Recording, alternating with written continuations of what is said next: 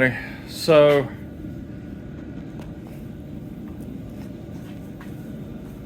we're getting ready to, or we've just located and welded in the tabs for the connection points, as you can see. Trying to keep them as close to in line as possible. This one's off just a hair, but I think once it's suspended, I think it'll be okay. So the way I did this, laid it out on my table. I got this one squared to where I wanted it to be. So it's, you can see it's up against the side of the sheet here and at the bottom.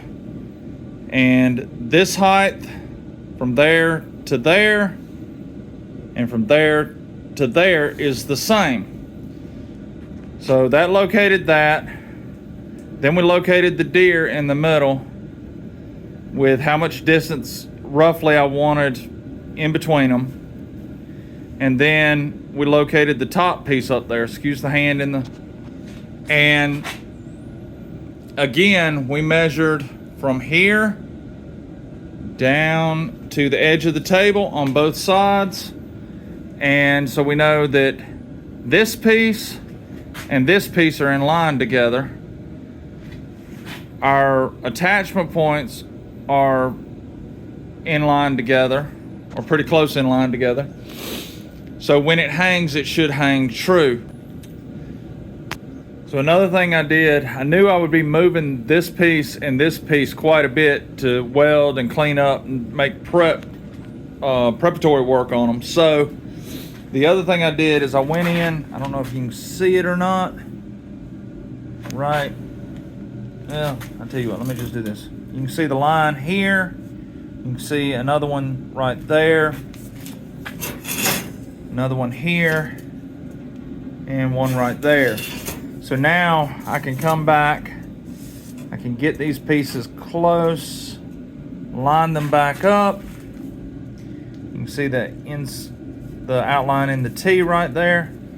And I'm right back to where I need to be. So now we know our layout's right. We know we've got them in line. We've come in, we've welded our tabs for the connection points. And let's see what's next. We've got the first coat of this Can-Am tan on. It's a prismatic powder color. I can't remember the number on it, but so we've got that color down. As you can see, we've got the deer taped off because we're going to come back and spray a second color over it. This is actually going to be silhouetted black. So the ground, the tree up here, and then these pieces will all be gloss black. So we've got the deer taped off. Now we're going to do this part.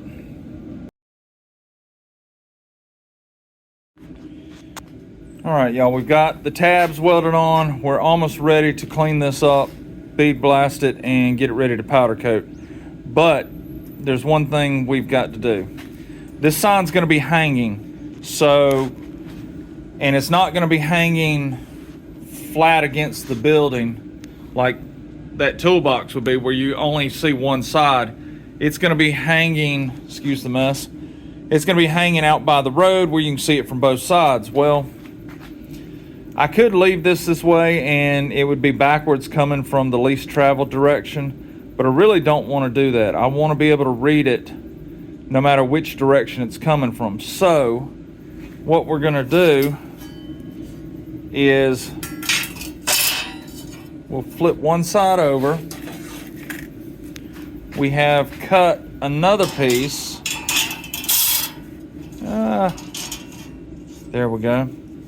And so we're going to put a reflective material in here. That'll allow people to see a difference between the gloss black and this lettering, no matter which direction they're coming from. And because it's reflective at night when they're coming to drop off the whatever they dropping off to be mounted.